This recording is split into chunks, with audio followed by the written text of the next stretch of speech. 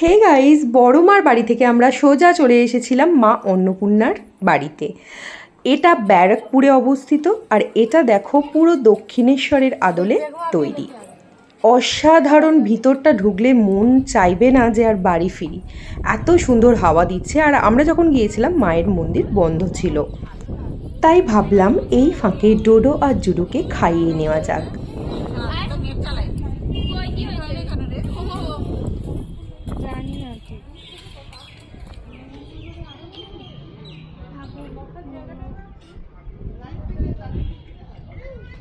ডোডো আর জুডুকে খাওয়ানো শেষে ওখানে মায়ের ভোগ খেলাম। আর মায়ের ভোগে ছিল দেখো ভাত, ডাল আর সবজি, যেটা খেতে অমৃত সমান।